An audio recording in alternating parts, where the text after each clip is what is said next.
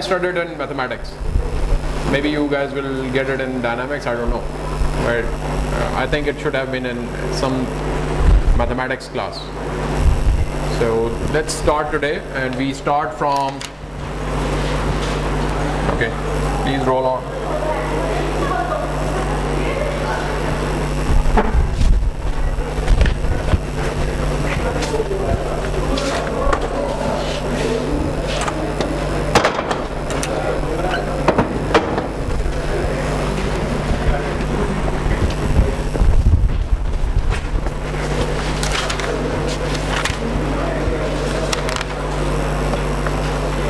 So the topic which we are doing is hydrostatic force on a plane surface.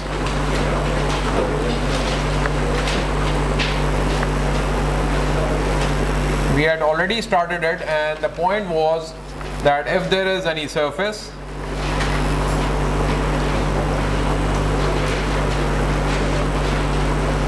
let's say this is a dam or something, and you have some gate here. This is that gate. Now what happens is this is an inclined surface with a certain angle theta. This is an inclined surface. The way generally dams are constructed is then once they fill the land, so you can see that this is all kind of sand and these are channels and you have a turbine somewhere here. So they hold the water, and at a certain depth they open these gates. You are looking at the side view of it. So once they open it, the water kind of with the pressure goes through the turbine and electricity is generally produced. So one of the most important parameter here is that with how much force the water would move from these pipes, because if it is moving fast, you will have more electricity being produced, right? So while doing those calculations, from the viewpoint of this picture, it is a hydrostatic problem. Water is still, you are just calculating the pressure at that surface. So what the pressure is acting on this, and we are interested in finding the force. And within that calculation, force is what? Pressure times or divided by what? Divided by? Okay, so we have like pressure times area. And once I say area, then that part becomes really important. That what area are we considering? Because the pressure changes with the height of water column, that we know, that with the height of fluid, the pressure varies. But in this particular case, we are always looking for the height of water column which is up there. In fact, that defines that how much pressure variation would be there. Since this is an inclined surface, let's put an axis here. So let's say if this is the y-axis going this way, and this is, let's say, the origin. Now the x-axis is kind of coming out of this paper, or with this board. So x-axis you do not see directly. I cannot plot that way. It's in fact coming out. So this gate which is in there, if I draw it in a 3D figure, it would be somewhere back there. So this is the kind of the gate in the third dimension. But y is from this point onward this way. So if this is the y direction, this angle, this part is in fact sine component.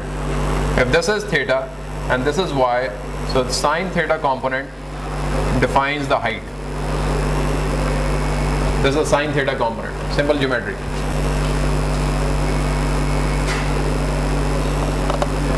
Is that part clear? Okay, in terms of the force, since the pressure is distributed overall on the gate, and if you multiply it by small area, you get force in that small area, but overall there is a resultant force which is acting on the gate, and in this case the gate is inclined. So if I have to draw this this gate, let's say.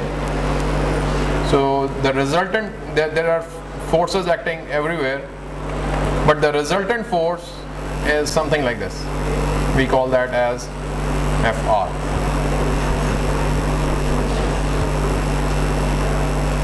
And Fr is, since it is the sum, this is resultant is basically the sum of forces.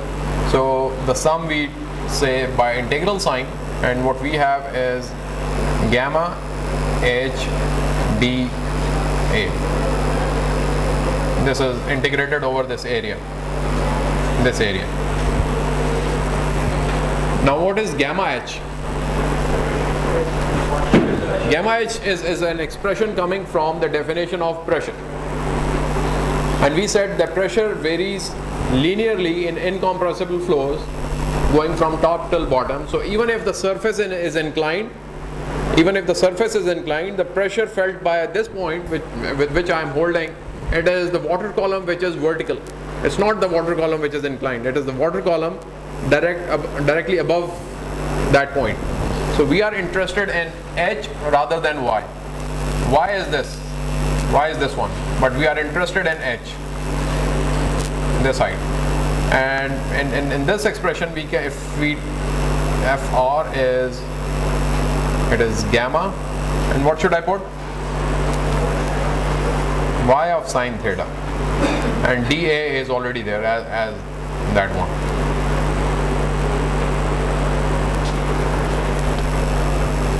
Okay, so just kind of readjusting thing. Gamma sine theta is Y of dA. Now Y of dA, again, this is something which you should have done in your own time. This is the first moment of area, and this specifies the centroid of any body. The centroid. YdA is basically the centroid, or it tells you what is the centroid. Let me go to the next slide. We are running out of space here. So the last thing which I wrote was Fr. This is gamma of sine of theta, and we have Y of dA. So this integration sign means that let me plot, let's say, this kind of a gate here. So if I start from any point, this is some y, delta y, and the area is associated with it is kind of this direction, like a 3D. If this is kind of the 3D object in the third dimension, this is kind of like the x direction, and this is kind of the y direction. So this total is the dA area, and this is like a y. If you have origin here, let's say, so this tells you how much y you are using. Now if you kind of compare the moments being produced by this, that's why it's the first moment of area. There is a point somewhere here which is, let's say, this one, which is this point, and if I have, this is the centroid value. Now this yc of A is equal to y of dA, which is the summation, summed over areas. So these small components, the effect which they make at small area element, that is same as if I am taking the yc times the whole area. So this is known as the first moment of area. And why is it important? Because in our definition we had this y of dA. Now we know that this is y at centroid times A. So we can kind of say that yr is gamma A yc of sine theta. Now gamma, and this is, since it is sine theta, I can replace it with the height of centroid from the water surface So I can write this like this. The resultant force is this.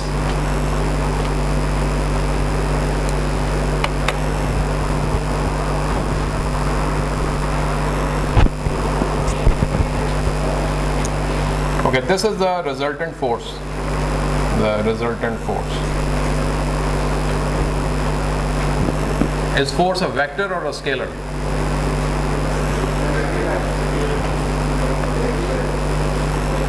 Good. We still have confusion in the class. Good. Few people are determined to say that this is a vector. So force is a vector.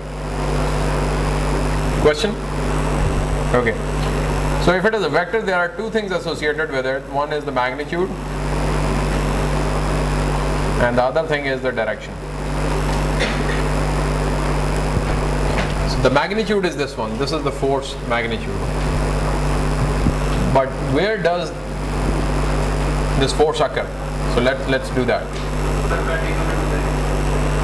Right, but at what point?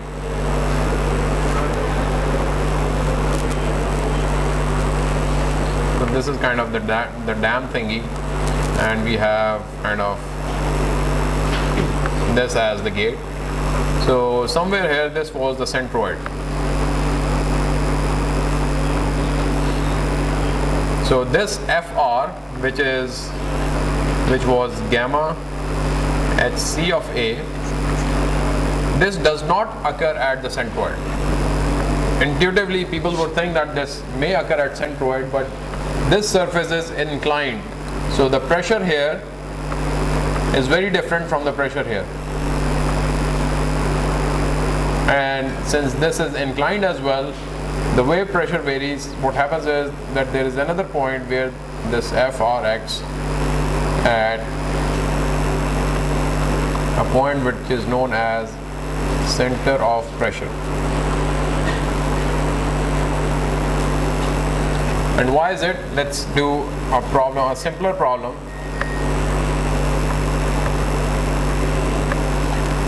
Let's say pressure is P atmosphere here at the top, and the pressure is somewhere here. So the way pressure changes is like gamma H. That means, everybody agrees with this? So what this is like gamma H. So pressure here is P is equal to gamma H plus P atmosphere. So from this point till this point, gamma H is the change in pressure. This is H. Is that clear? Now what do you think the resultant force should be? Is it at exactly center? No. Then it is above it or below it? CR is so convinced that I think nobody can challenge him. How do you know?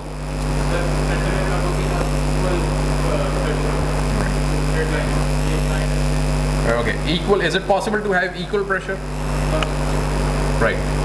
Why? Because as you go down in the depth, the pressure increases. So let's give some respect to CR, and it is somewhere here, which is, if you go mathematically or doing geometry, it is like two-third of this triangle. If this height is like h, so this is like 2 by 3h. Exactly the same thing happens here, although this surface is inclined,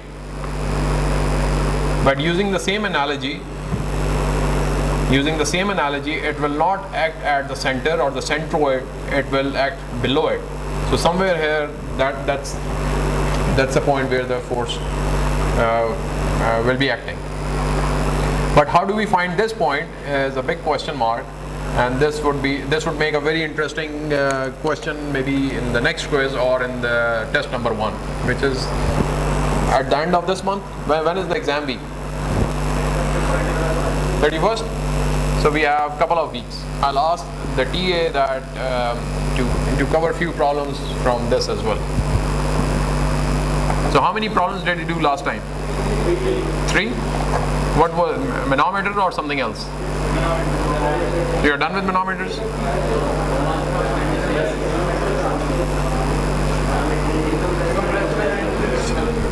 Okay, so he'll take one class from manometer section, and then another one will be from this one, the pressure variation. Okay, and then we'll have the test one from chapter 2. I'll finish that chapter by then. So expect the whole chapter 2, including the problems, since I have a TA who would come and solve all the problems for you.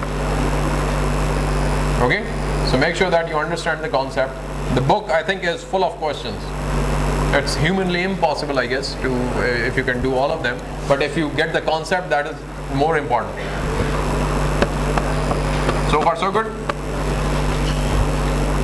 Okay, in order to get where this CP is, so what you do is you balance the moments. So FR, YR is kind of the resultant moment, would be equal to summing of small forces at each section in Y direction.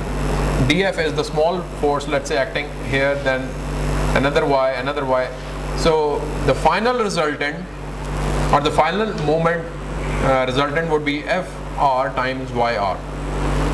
And if you kind of do another step, this is over area, this is over area, that's gamma of sine theta y square dA, and using some geometrical stuff, YR is y square dA, it's yc of k. And again, this is known as, excellent, second moment of area. At the point where the resultant will occur, the location of CP.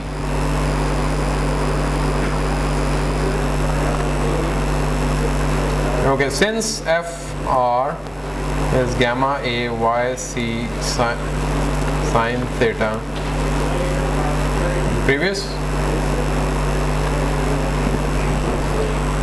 No, you don't see that. Okay, my end limit is this one.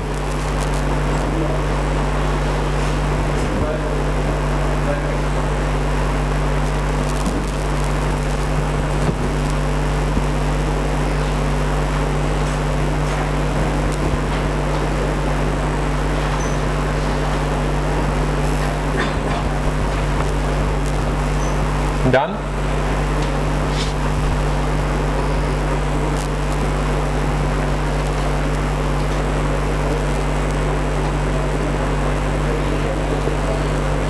Okay, so interestingly, if you had already done it in the quiz, question 1 and 2, they were kind of interrelated. Second moment of area is inertia about x-axis. The way it is formulated here. So this second moment of area, let me go to the next slide now.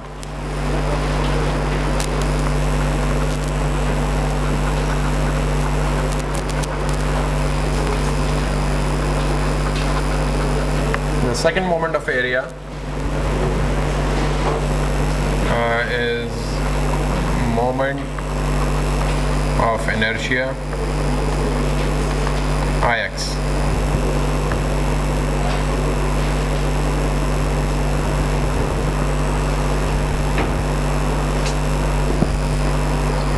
Okay, so it is with respect to the axis formed by that plane and this x-axis. And I cannot draw this figure here, but go back and look at the figure in the book. That is important. It gives you the x direction as well. It gives you the x direction as well. So we are using this in order to get YR is I of x.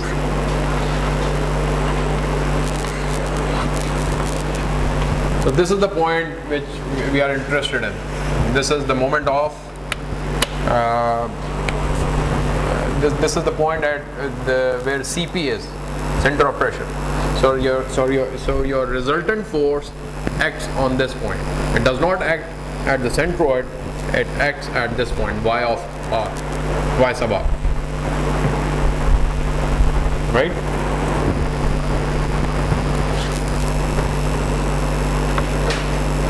CR.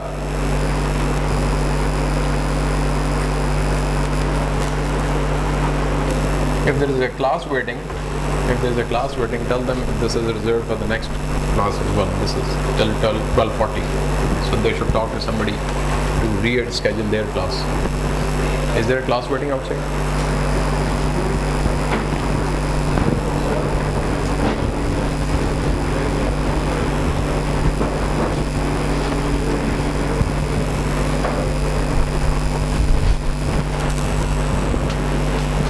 Okay, now if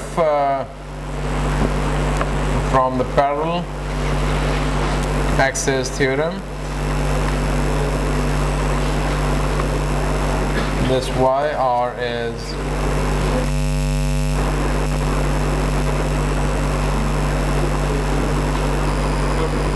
no? Okay. Now that gate was something like this. And let's say centroid was here and this CP is this point and the y-axis is coming from here. So this IX is telling you that this is somewhere here and IXC is the one which is passing through this point, and you can shift the axis about which you take the moments, and that is known as a parallel axis theorem. So if there is a moment you want to calculate about, let's say about the line which is with the wall, if you have a weight here, if you have any weight and use which is acting this way, and you want to compute the moment about this line, so what this does is kind of a clockwise rotation. From your viewpoint it is an anti-clockwise rotation because the line is there and this is producing this kind of moment, right? Based on this. Now what you want is, you have already computed the moment with respect to this axis. Now if there is any other line, let's say you, instead of this, you choose the middle of the class. So what you can do is use the parallel axis theorem, which allows you to shift from the moments from that line to the center of the class. And this is the formula with which it is computed. And that is parallel axis theorem. Shifting of moments to the lines which are parallel is this one. So we said that this is the centroid, and as CR suggested, it is below it, which means this is higher. YR and this is YC. YR is greater than YC, and we already know that if YR is greater than this, so this point has to be greater than 0. You are adding something. Okay, and now I leave something for you guys to go back and ponder. How do you get this one? And anything can happen in the next class. It's your judgment. Because if everybody gets a 0, then I might take, oh, since I'm a very kind person, it's XYC, and you will, no, it's YC of A, and this is like H dot W dot. The thing which I was emphasizing was that if everybody gets a big 0 in this quiz, so I might say, oh, let's kind of get over it and give them a new quiz. So that might be, I'm not positive, but that's something which may happen.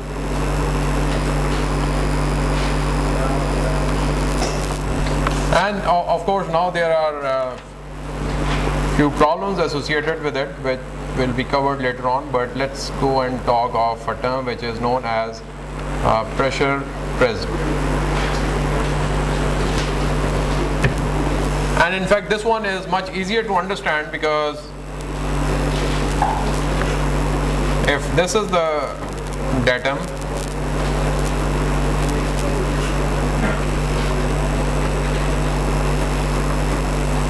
let's say now this is like a 3D. I'll draw a 3D.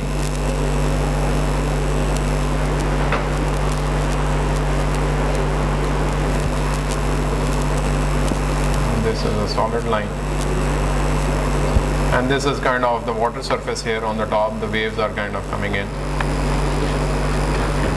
right? And let me use the same notation. This is the width B, and this is the pressure here is like a gamma h. The magnitude of this is gamma h, and if this is 0, that means the height here has to be h. So as we had already discussed, the resultant force, let's say it is acting here. What is the height from this point? What is the height from this point?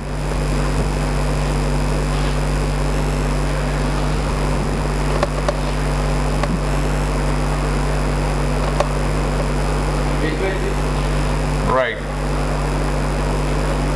How do you know that? Good. Sometimes you lose some capability, and that capability goes in the brain. Right? It's good. I'm impressed. You're paying attention.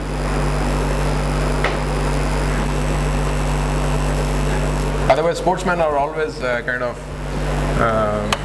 They should be good. That's my feeling. But most of the time, they are not. I had a very bad experience teaching a basketball team mathematics. I think I told you guys. Did I? No? Yes? Okay. At George Washington University. So I was hired as a tutor to teach mathematics to a bunch of guys, and I think the shortest guy was 6'2". He was the shortest guy, and I was, most of the time I was kind of afraid that I should not annoy them, because anything can happen, because maths irritates sportsmen. So I was always on the edge, and there were kind of groups within the basketball team, and I was teaching one of the groups, and I was always kind of aware that if a bunch of guys from the other groups, they are standing, they would say, hey, he's the tutor of that group.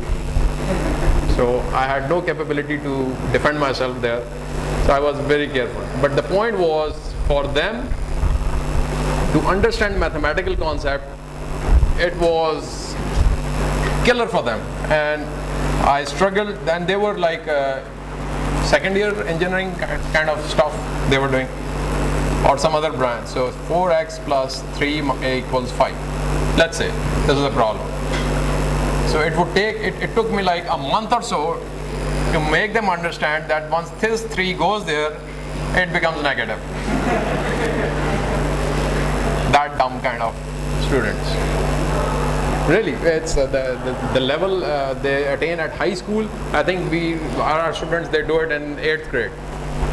Some of them, they are that dumb. They don't understand what is happening. So for the whole month, I was explaining this concept. So, but what happened was that in that semester, the student who was failing for the last 2 years, he passed. So I became their super duper tutor. So that was the only good thing which I took, and I left, because that group was not a good experience to teach them. They were like bunch of hooligans, and anything could happen within that group. Lot of fights. Okay, so let's come back to this. But my understanding is you guys are much smarter and you can learn things quickly. It's not the matter of 4x plus 3 equals 5, it's much more complicated. Anyways, so that's right, it's h by 3. The pressure acts, the pressure causes force, the resultant force now acts on this line, which is at h by 3. So the resultant Fr, again there are two things. Why? Because there's a magnitude of the force, you calculate it in a different way, and then you have to compute the direction on top of it. So I'm talking Fr as the magnitude, which is the average pressure times the area, gamma of h by 2 times A. So Fr No. That's the point. H by 3 is the location where it occurs. It's not the magnitude. So if you look at this area, include this area as well. I'm talking of the complete volume. So the volume at which it occurs is 1/2. It's gamma H into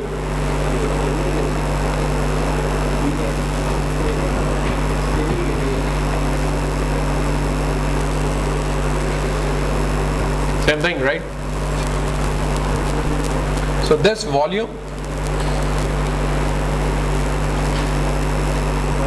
this concept is, I personally, I think it is much easier to grasp than the previous one, because then not only if the pressure is varying linearly, there are two things. Once the pressure is also varying, even though there is no inclination, there is no inclined plane, the pressure still varies, and on top of it you have an inclined plane. So there are two things going on together. That's something which is important. Done. Go to the next slide. Everybody? Oh, we had a very long break. Okay, so go to slide number 8. Now if I ask you that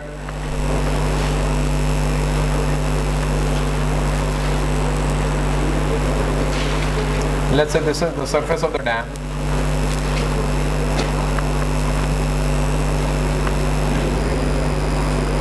and the gate basically starts from here and it ends, let's say, somewhere here. This is that gate. Now you do not see the third dimension of it. What you see is a line, but let's say gate could be circular gate, it could be a semicircle, it could be a rectangle. So the moment it is defined in the question that this kind of gate is being used, so you compute the moment of inertia based on the shape, right? Obviously for problems, for simpler problems, the gate is either rectangular or a circular, to make your life easy, so that you can calculate moment of inertia easily, which is required in these kind of problems. There is no gate which is like an arbitrary shape. So now the point is the gate starts here. So what you are interested in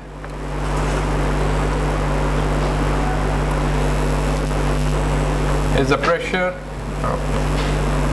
starting from this point, ending at this point. So this is the region of concentration.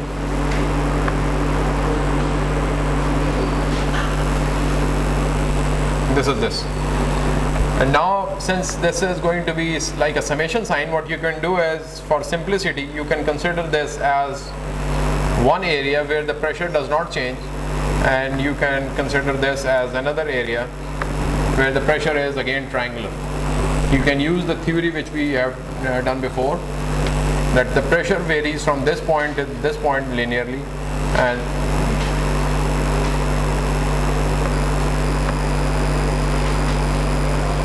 based on your y-axis, the y goes like this. Okay, the most important thing in these type of stuff is you solve few examples. Otherwise you would be struggling throughout to get concept in your head. Because what I had been doing before is kind of putting integration signs. So that means you are interested in the area under the curve. In this case, we did not start from this point origin. In fact, we started from here. So just like as an example, if there is an area under this line, it is much easier to compute, right? It's a triangle. But if I say that compute the area between this, what you should do is kind of just divide it like this, and then you know the rectangular area here and you know the area of triangle here by simple formulas, and you just add. This is A1, this is A2, so the total area is A1 plus A2. That's exactly what I'm doing here. I'm decomposing the areas into two so that you can apply the fundamental rules quite easily. And if it is, now let me ask you this.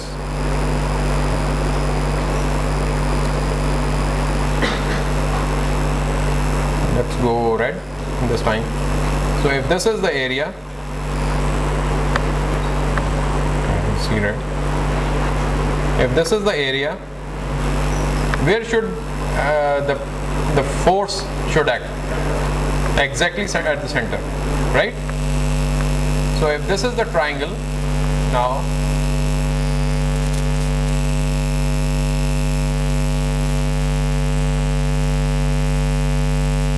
the force due to this stuff will act at 2/3 of this height. So there are two kind of resultants which is coming from F2, and this is like F1, but the total resultant force will come from, which is FR, is F1 plus F2. Where it would act, it's another question. But as far as the magnitude is concerned, both forces will be added, and you will get, since this is acting here and this one is here, so resultant has to be somewhere. Where? So the resultant is summation of these two.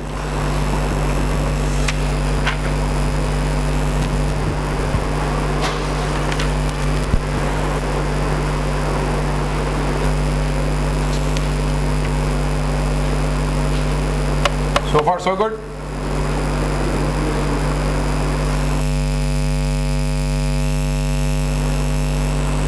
Okay, let's move on to the next topic.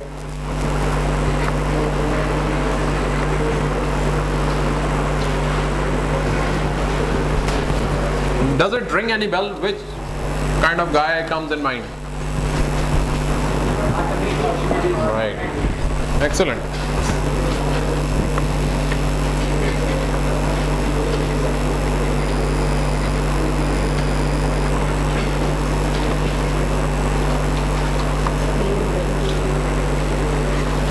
Okay. So, in simple words, whenever you have any structure or any body and any volume, and you put it in a fluid, it experiences an upward force, right? So that is known as a buoyant force or buoyancy. The concept or the phenomena is known as buoyancy, and this is dependent on what?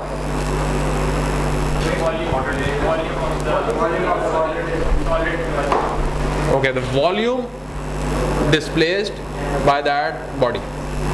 It's good. I don't have to cover all the mathematics now.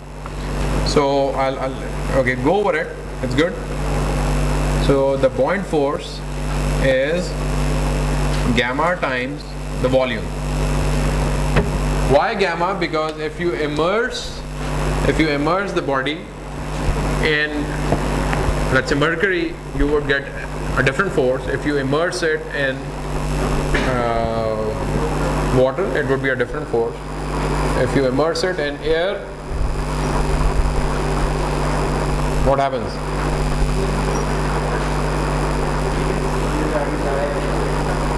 So you still get the force, but that force is too less to sustain it, and you will fall down if you are trying to be buoyant in air. Okay, there is a region in the world where in that sea the buoyant force is such that you do not go down. Let's see. Good.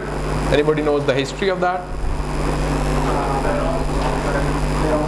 Pharaoh did what? He wanted a what? Something? No. We are off from history. No, the history.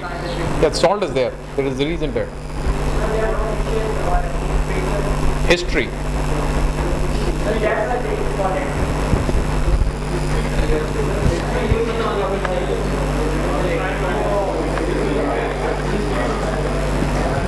Right? Google it. It is very interesting.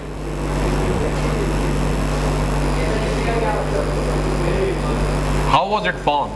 What made it that? And it is below sea level. That's the interesting part. It is below sea level. In fact, that's the important point there. So I think that is the shallowest place in terms of sea level. That's the minimum in the world, I guess. But Google it. That would be interesting. Okay, so this thing can be proved by some magical mathematics.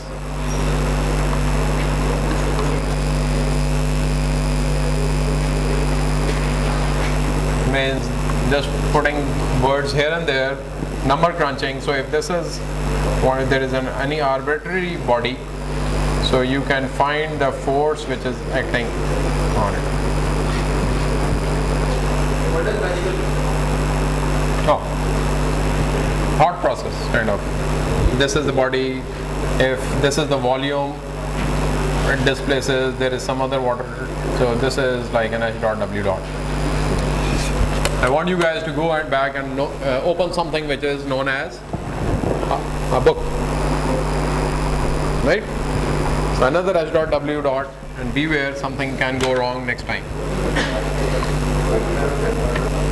It's good.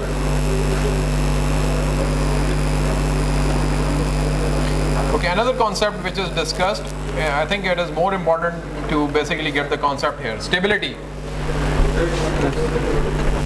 Give me the FSC level kind of your understanding of stability. Yeah, 3 types, 2 sets, 3 types. Yeah. Where were you for the last 1 month? You missed classes? How many? 3 weeks. So, what are those 3? If I ask you to give me any figure to make you guys understand a stable system, what is that? Okay, but FSC kind of thing is this weird. I hate it, but I tried.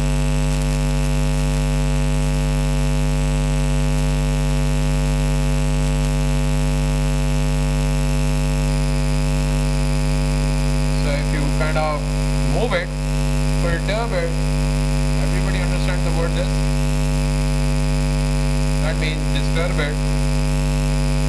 It would come back to its original position. Right? So we call that kind of a system as a stable system. And now if there is a plane surface and then you kind of move it, it would go back and settle down to a new location. So that one is, by the way, this is stable. And if you are balancing on like a hill or something, and the moment you perturb it, that disturbance will grow in time. It will not come back. It will not bring it back. So this is like an unstable system. Okay? So stability can play a very important role in your design aspect. From fluid mechanics point of view, it is an aircraft design, or let's say even a ship design or a submarine design. All these things, they are very important. Most of the passenger aircraft, yes, question. How? Okay, so if I give it a little push, it will kind of do something and it will come back to its original position. Coming back to its, that disturbance which I created, that will die out in time. So it will come back to its original position. So that's this is what will happen. So that's why we call those systems as stable. Most of the passenger aircraft, they are designed stable. If you are flying, if an aircraft, passenger aircraft is flying, and a gust of wind, how many of you understand gust of wind? Like a sudden wind, sudden air comes from one side. So the aircraft, let's say, will move this way, but because of the wings and the stability of the tail and the rudders and everything, it will come back to its original position. Even if you can, just like this, the first picture, it got disturbed, but the way things are constructed, the way stability is achieved in that aircraft, it will come back to its original position, right? And similarly, if in terms of fighter aircraft, you want them to be stable or unstable? Why unstable? Okay, sharp turns means maneuverability. You want them to maneuver, right? If a heat-seeking missile is after you and you are flying a fighter aircraft, you are trying to dodge it, and the aircraft says no, I want still to go straight, then it is a good idea you eject, right? So that's why they are, for maneuverability, they are designed unstable. Then how do they fly? Right. It's a control. All the time you are kind of correcting it. So all the time there are some changes which are being made in the control system, using the control system in order to stabilize it. It's always trying to go that way, upward. But even the pilot is not doing anything, but the computer system which is on board, that is making the aircraft stable. Right? So this is especially stability from the viewpoint of mechanical system, or let's say aerodynamic system. That is a very, very interesting phenomena and a very interesting area to work in. Stability. And all these mathematical equations which govern the dynamics of any system, they tell you a lot about stability. A very simple system, mx double dot plus cx dot plus kx equals 0. What kind of system is that? नहीं पढ़ा dynamics? Okay, like a mass spring system. Simple version is mx double dot plus kx equals 0. That is a simple system. Right, a simple harmonic system. So those kind of analogy, I mean, there is a mechanical system and you write the governing equations for that, and then you also discuss the stability of those, right?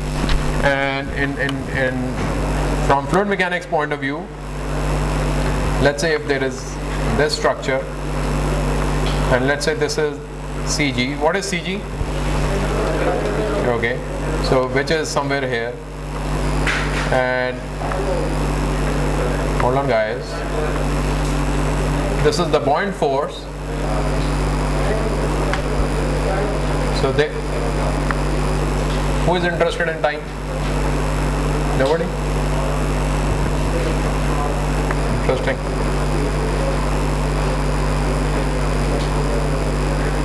So if this is the case, if a body tilts, so this will cause a moment in this direction. So what will happen? It will tilt more or it will tilt less?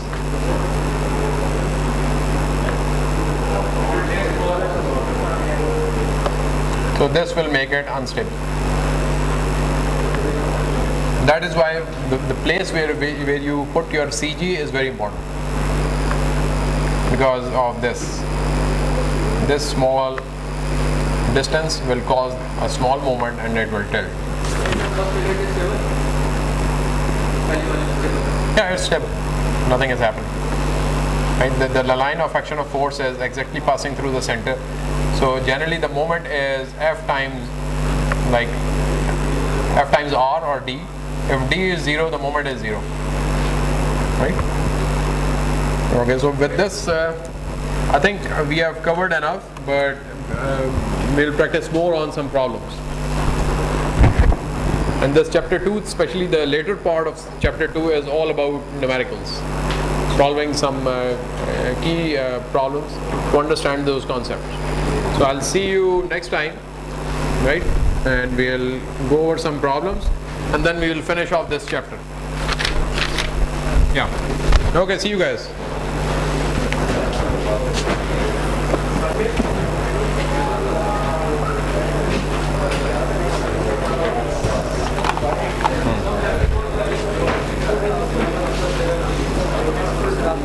Service पे hydrostatic force नहीं पढ़ाया किसने? Curve service पे hydrostatic force नहीं पढ़ाया